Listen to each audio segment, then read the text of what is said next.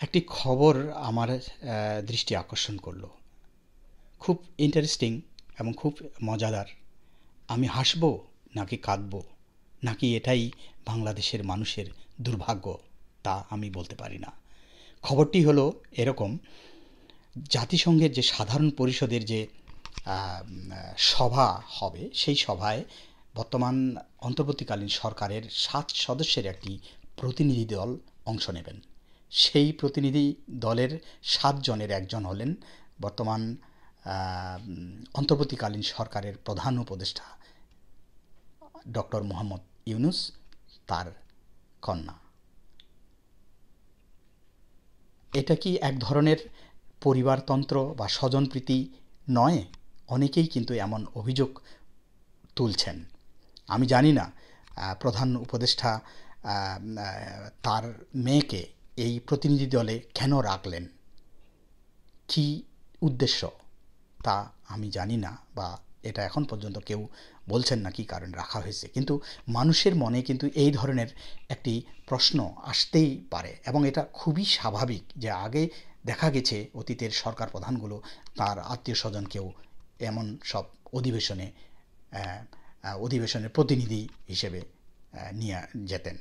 আর এখন নোবেলজয়ী ডক্টর মোহাম্মদ ইউনূস, যিনি সংস্কার করার বার্তা নিয়ে বা সংস্কারের কথা বলে প্রধান উপদেষ্টার পদ গ্রহণ করেছেন, তিনি যদি সেই একই কাজ করেন এবং তার মেয়েকে এই প্রতিনিধি দলে দেশের প্রতিনিধিত্ব করার জন্য জাতিসংঘের অধিবেশনে যোগদান করতে নিয়ে যান, সেটা কিন্তু শোভন মনে হয় না।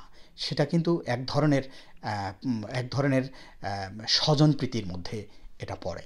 এই ধরনের বিষয় কিন্তু আমরা ইউরোপের উন্নত দেশগুলো, বিশেষ করে স্ক্যান্ডিনাভিয়ান দেশগুলোতে আমরা খুব কমই দেখি, কারণ এটাকে এক ধরনের স্বজনপ্রীতি, এবং এটা খুবই গুরুতর অপরাধ, গুরুতর একটি অভিযোগ।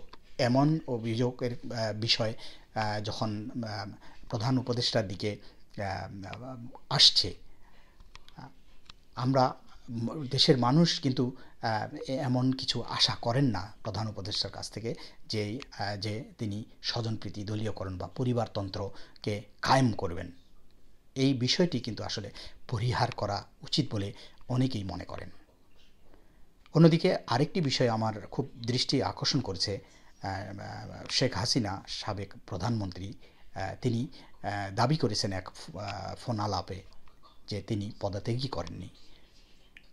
আবার একটি পদত্যাগের কাগজ আমরা সামাজিক প্ল্যাটফর্মগুলোতে প্রকাশ হচ্ছে দেখতে পাচ্ছি। সেখানে দেখা যাচ্ছে যে তিনি পদত্যাগ করেছেন, এবং সেই কাগজটি নিয়েও এক ধরনের কৌতূহল, এক ধরনের ইন্টারেস্টিং তথ্য সেখানে আছে। এখন কোন বিষয়টি সঠিক? তিনি কি সত্যি সত্যি পদত্যাগ করেছেন, নাকি আসলেই তিনি পদত্যাগ করেননি? বিষয়টি কিন্তু খোলাসা নয় দেশের মানুষের কাছে। আর এই বিষয়টির উত্তর কিন্তু বাংলাদেশের সেনাপ্রধান, বাংলাদেশের বর্তমান রাষ্ট্রপতি এবং সরকারের পক্ষ থেকেই কেবল পরিষ্কার করা সম্ভব। যখন সাবেক এক প্রধানমন্ত্রী শেখ হাসিনা নিজেই দাবি করেন যে তিনি পদত্যাগই করেননি, বিষয়টি কিন্তু কম গুরুত্বের নয় এই বক্তব্যটি।